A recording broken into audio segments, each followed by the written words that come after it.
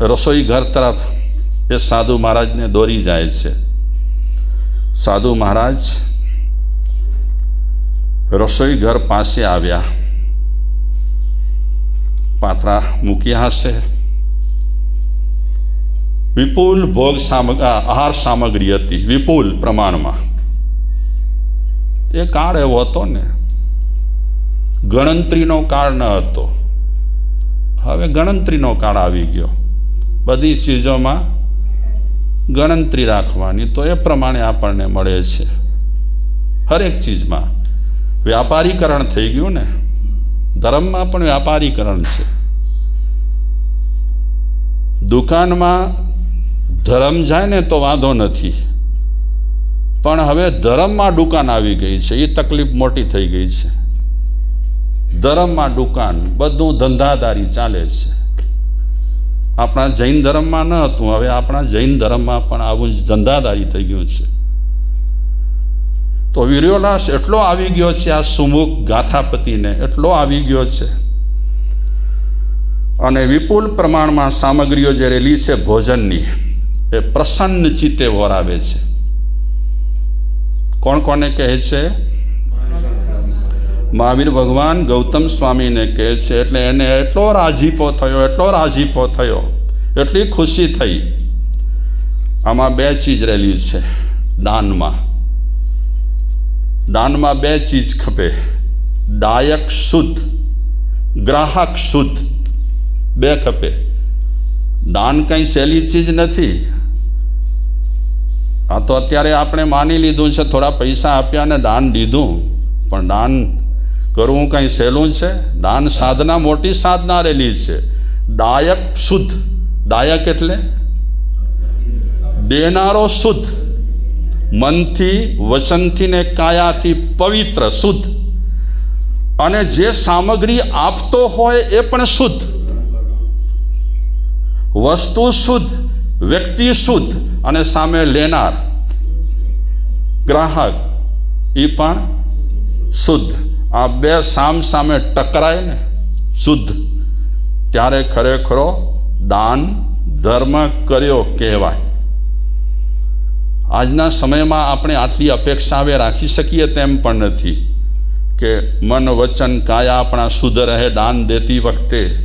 પછી વસ્તુ, પૈસો હોય કે કપડાં હોય કે ખાવાનું હોય, બધું આપણું શુદ્ધ હાલના જમાનામાં હોઈ પણ શકે, ન હોઈ શકે. કારણ કે અત્યારે ઈમાનદારી માણસની તૂટી ગઈ છે.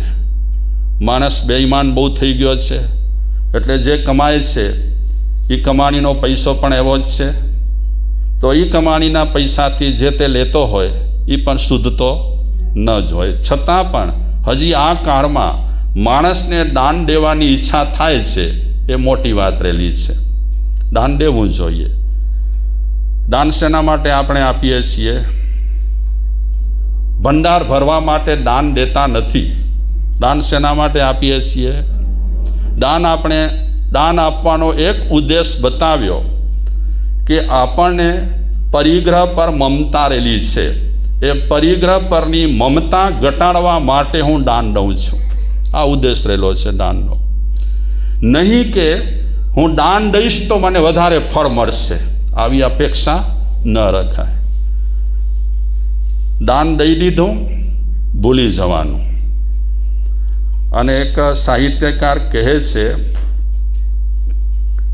કે લક્ષ્મી વ્યક્તિ પાસે કેવી હોવી જોઈએ. એક શેઠ પર લક્ષ્મી પ્રસન્ન થયા. શેઠને કહે છે કે હું તારા ઘરે આવવા માગું છું. તો શેઠે લક્ષ્મીને કીધું કે આવ ભલે, શરત એક, દીકરી બનીને આવજે, માં બનીને આવતી નહીં. કોને કીધું? શેઠે લક્ષ્મીને કીધું કે દીકરી બનીને આવજે, માં બનીને આવતી નહીં. કેમ? લક્ષ્મીને કીધું દીકરી બનીને આવજે, કારણ કે દીકરીનો સમય પાકે ને એટલે એને વળાવવી પડે, જ્યારે માને આજીવન સાચવવી પડે. તો લક્ષ્મી એવી હોય તો મારે આજીવન સાચવવી પડે, એવી ન ખપે મને. જ્યારે સમય થાય ત્યારે એને વળાવી શકું. ભણાવી શકું એટલે બીજાને હું આપી શકું, વિનિયોગ કરી શકું. તો શેઠ ખૂબ જ ઉત્કૃષ્ટ ભાવથી, પ્રસન્ન ભાવે આ બધું આવવું એ તો પૂર્વજન્મના કંઈક હોય કર્મ અને એવી આરાધના હોય તો આ બધા ભાવો આવી શકે છે. ખૂબ પ્રસન્ન છે. બંને લેનાર અને દેનાર બે કેવા છે? બે શુદ્ધ પવિત્ર રહેલા છે. સાધુ મહારાજ પણ તપસ્વી છે. કઈક લબ્ધિઓ છે એ મહત્વનું નથી, પણ સૌથી વાત પવિત્રતા રહેલી છે. તો મન, વચન અને કાયા ત્રણેય વિશુદ્ધ રહેલા છે બંનેના. અને બંનેના ત્રણેય વિશુદ્ધ હોવાને કારણે એ સુદત્ત અણઘારને સુમુખ ગાથાપતિ એટલી ભક્તિ સાથે આહાર વોરાવ્યો. અને એ સમયે એણે મનુષ્યનું આયુષ્ય બાંધ્યું. આયુષ્ય ક્યારે બંધાય એની કોઈ ગેરંટી છે નહીં, પણ એનું બંધાઈ ગયું. ક્યારે બંધાયું? ઉલ્લાસમાં, પ્રસન્ન ચિત્તે, વિશુદ્ધ મન વચન કાયા હતી ત્યારે મનુષ્ય આયુષ્ય બંધાઈ ગયું. અને ધર્મ છે ને પહેલાં એ ફળ આપતો હતો, ધર્મ આજે પણ ફળ આપે છે. ધર્મ ક્યારે પણ વાંજણો જાય નહીં. આપણે કઈ દ્રષ્ટિથી કરીએ છીએ, કયા વિચારોથી કરીએ છીએ, મન આપણું કેવું છે એના પર પછી આધાર છે. ધર્મ છે સતયુગમાં પણ ફળ આપતું હતું, અને ધર્મ છે એ કલયુગમાં પણ ફળ આપે છે. આધાર છે આપણા મન, વચન અને કર્મ પર. તો મનુષ્યનું આયુષ્ય બંધાઈ ગયું. અને એક નિયમ રહેલો છે કે વિશિષ્ટ કોટીના કોઈ પણ સાધુ સંત પારણું કરે જબરદસ્ત તપસ્યાનું, તો તે સમયમાં દેવતાઓ ખેંચાતા હતા. એટલું ખેંચાણ હતું એમનામાં, સાત્વિકતા એટલી હતી કે દેવતાઓ આવતા હતા. હવે આપણે દેવતાઓ માટે ખેંચાઈએ છીએ ને. દેવતાઓ આપણા માટે ખેંચાતા નથી. મુંબઈથી કેમ આવ્યા છો કોઈને પૂછવામાં આવે હમણાં તો શું કહે છે આજે બધા લોકો? હા, જુવાર માટે, ભટાર માટે, નૈવેદ્ય માટે, ફલાણા માટે, ઢીકડા માટે.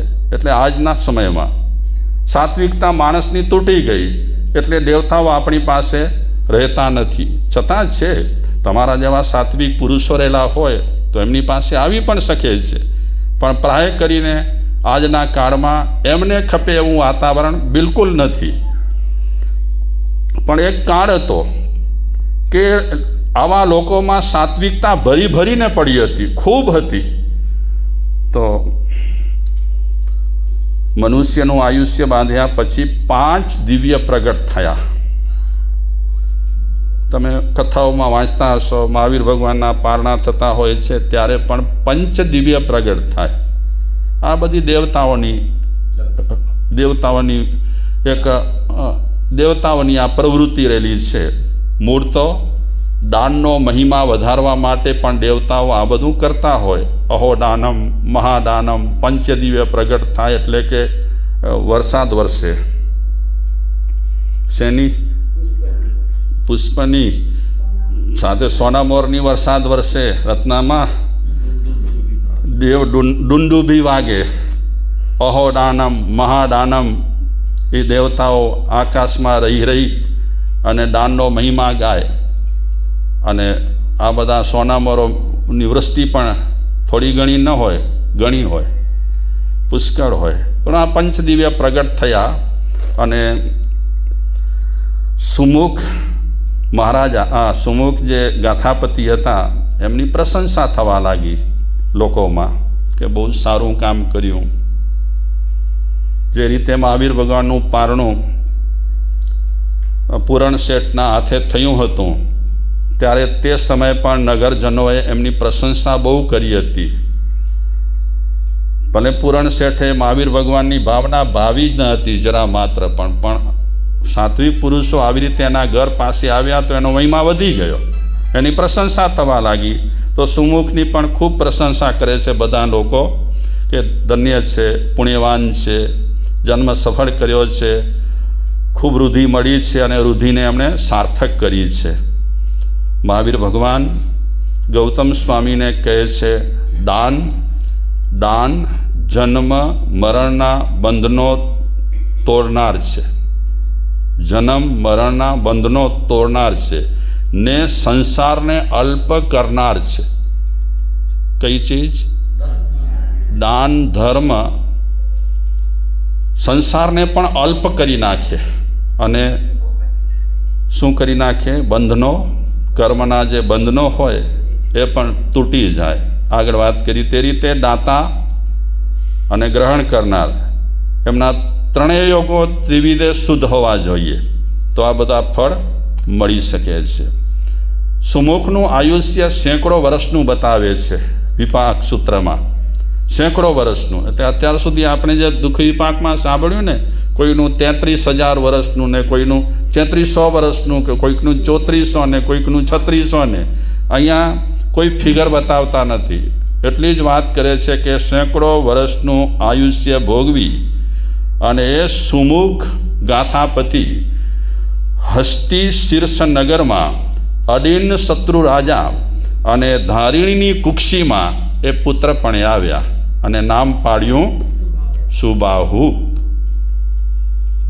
ગૌતમે પૂછ્યું હતું કે કેવા કર્મ કર્યા કે જેના કારણે આ બધું મળ્યું છે ને સારું સારું, તો ભગવાને બતાવ્યું કે આણે આ કામ કર્યા જ છે. એક જ વખત દાન દીધું નહીં હોય, દાન તો લગાતાર આપ્યું હશે, પણ પ્રસંગ એક ટાંકે છે. પણ પછીનું સેંકડો વર્ષનું આયુષ્ય એનું હતું તો સેંકડો વર્ષ દરમિયાન પણ એણે આ દાન ધર્મની પ્રવૃત્તિ સતત જાળવી રાખી હશે. તો આ રીતે સુબાહુ મહાદાનથી, મહાદાનના પ્રભાવથી હે ગૌતમ માનવીય રુધિ પ્રાપ્ત કરી છે. કેટલી મળી છે બધી રુધિ? ભગવાનને પૂછે છે ગૌતમ સ્વામી કે આ સુબાહુ એમણે 12 વ્રત લીધા, દીક્ષા લેશે કે નહીં લે?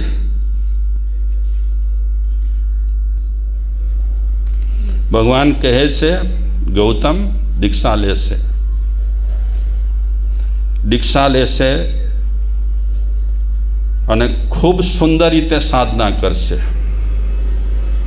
એટલે સિક્કો તો મારી દીધો મહાવીર ભગવાને કે દીક્ષા પણ મણિલાલભાઈ નહીં પણ સુબાહુ કુમાર દીક્ષા લેવાના છે.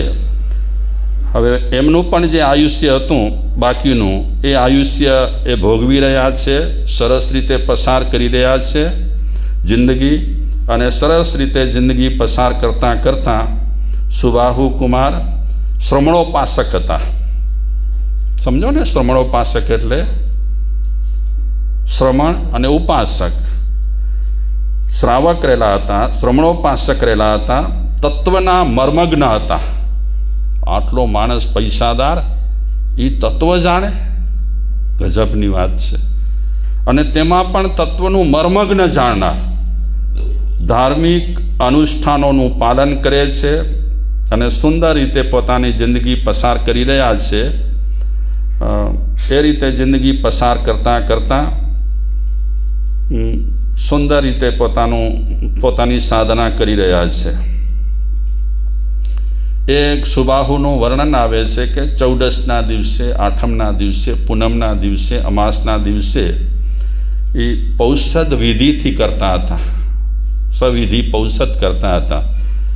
અને એ પૌષદ દરમિયાન ઘણી વખત એ આ તિથિઓમાં 3 ઉપવાસ પણ કરતા હતા.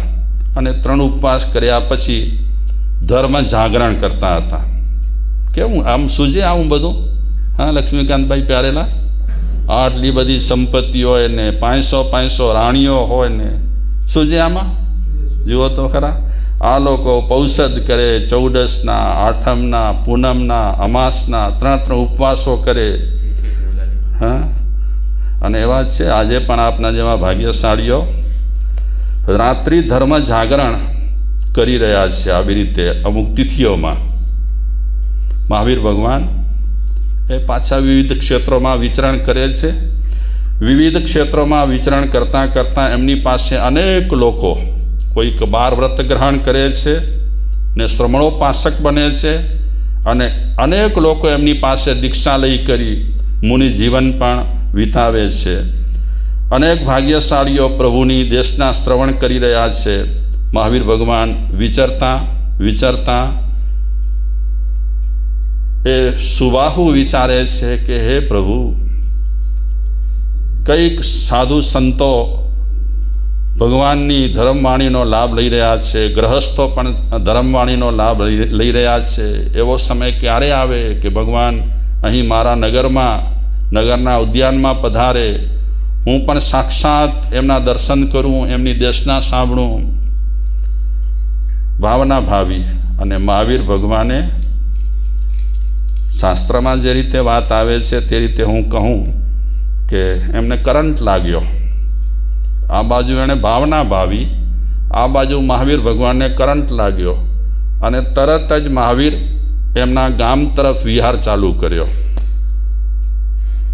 ધર્મી માણસ તરફ આવા તીર્થંકરો પણ આકર્ષાય, બહુ નવી વાત રહેલી છે. ભગવાન મહાવીર વિચરણ કરતાં એમના ગામના હસ્તી શીર્ષ પુષ્પકરંડક ઉદ્યાનમાં સમવસર્યા. આ સુબાહુ શ્રમણોપાસક છે. એમના દર્શન કરવા માટે ગયા, ઉપદેશ સાંભળ્યો. ભગવાનને કીધું, પ્રભુ આપની ધર્મદેશના તો મને પહેલેથી જ બહુ ગમી છે અને હવે મારે આ બધી વસ્તુનો ત્યાગ કરી અને દીક્ષા લેવાની ઈચ્છા થઈ છે. મા બાપની રજા લઈ આવું અને હું તાબડતોબ આપની પાસે આવી કરી અને દીક્ષા લઉં. અને એ સુબાહુ અહીંથી રજા લઈ મા બાપ પાસે ગયા, પરવાનગી લીધી, આજ્ઞા મળી, આજ્ઞા લઈ કરી અને સુબાહુ મહાવીર ભગવાન પાસે પાછા આવ્યા અને એમણે પંચમહાવ્રત ધારણ કર્યા, મુનિવ્રત લીધું, સાધના ચાલુ કરી. વિશેષ સાધના કરતાં છેવટે એમનું આયુષ્ય પૂર્ણ થવાની નજીકમાં હતું ત્યારે અનશન, આલોચના વગેરે કરી અને એ સુબાહુ મુનિ કાળધર્મ પામ્યા, દેવલોકે ગયા. ત્યાંથી મનુષ્ય થશે, સાધુ બનશે, દેવલોકે જશે, ફરી મનુષ્ય થશે, સાધુ બનશે, દેવલોકે જશે. એવી રીતે 15 ભવ કરી અને આ સુબાહુ મોક્ષમાં જશે. એ રીતે આ પહેલા અધ્યયનને આપણે વિરામ આપીએ. એ જ રીતે સેમ નામમાં ફેરફાર, ગામમાં ફેરફાર, બાકી સેમ અધ્યયન રહેલા છે. બીજો, ત્રીજો અને અન્ય. પણ પહેલા, બીજા અને ત્રીજા અને 10મા અધ્યયનમાં એક વાત સ્પષ્ટ કરે છે કે આ બધા જીવો છે, પહેલા અધ્યયનવાળા, બીજા અધ્યયનવાળા, ત્રીજા અધ્યયનવાળા, 10મા અધ્યયનવાળા, એ 15મે ભવે મોક્ષ જવાના છે. બાકીના જે અધ્યયનો રહેલા છે 6, એ 6 અધ્યયનોમાં જે વિશિષ્ટ પ્રકારના જીવો રહેલા છે એ તે જ ભવે મોક્ષ જવાના છે. બાકી 9 અધ્યયન સેમ રહેલા છે, એક સરખા રહેલા છે. નામ, ગામ એ થોડાક ફેરફાર. તો આ સાથે આપણે વિપાક સૂત્રને વિરામ આપીશું. જો આપણે સારા કામ કરીએ તો કેટલું બધું સારું મળે છે. હા, સારું ખપે છે બધાને, પણ સારું કોઈને કરવું ન હોય. હા, અસાંखे ટાઈમ નહોતો મળે ને વખાણ જો ટાઈમ ના ને ધર્મ ધ્યાન જો ટાઈમ ના, અમને કાંઈ છે નહીં તો આમને આમ તો કાંઈ મળે નહીં. હા, કોઈ પણ હોય, અમે હોઈએ કે તમે હો, ભોગ આપો, યોગદાન આપો, મહેનત કરો અને મેળવો. તો સુખ વિપાક કેટલું સુંદર લાગ્યું ને? હા પ્યારેલાલ, કેટલું સુંદર લાગ્યું. ન ઈંડાની વાત, ન મટનની વાત, કેટલી સાત્વિકતા. અને સાત્વિક જીવન કેટલું સુંદર હોય ને, પ્રસન્ન હોય. આ 5મા આરામાં પણ હું કે તમે સાત્વિક જીવન જીવતા હોઈએ તો કોઈ આપણને અટકાવી શકે તેમ નથી. અટકાવી શકશે કે તમે સાત્વિક જીવન ના જીવો? કોઈની તાકાત નથી અટકાવી શકવાની, આપણા પર છે. સાત્વિક જીવન જીવીશું તો આનંદ મંગલ અને પ્રસન્નતા છે, અને તામસી જીવન જીવીશું તો આપણે દુઃખ વિપાકમાં સાંભળ્યું બધું, માર ફાડ, વાઢ કાપ, હા એવું જ બધું હતું. લોહી લુહાણ, તો સારું કરીએ સારું મળશે, ખરાબ કરીશું તો સારું મળવાનું નથી. આ સાથે વિપાક સૂત્રને આપણે વિરામ આપીએ છીએ. સુંદર રીતે આ વિપાક સૂત્ર આપ સૌએ સાંભળ્યું. મારા માટે પણ આ પહેલો પ્રસંગ રહેલો હતો વિપાક સૂત્ર વાંચવાનો. મને પણ તમારા કારણે આ જ્ઞાન લેવાની એક તક મળી. એ બદલ આપ સૌનો પણ હું હૃદયપૂર્વક આભાર માનું છું. આ સાથે ચાતુર્માસિક જે વ્યાખ્યાનમાળા હતી, જંબુકુમાર ચરિત્ર અને વિપાક સૂત્ર, આ બંને ચરિત્ર અને સૂત્ર એને પણ આજે વિરામ આપીએ છીએ. અને વ્યાખ્યાનમાળાને, ચાતુર્માસિક વ્યાખ્યાનમાળાને પણ આજે વિરામ આપીએ છીએ. ક્યાંય પણ જીનાજ્ઞા વિરુદ્ધ બોલાયું હોય, વધુ પડતું કાંઈ પણ બોલાયું હોય તો મિચ્છામિ દુક્કડમ.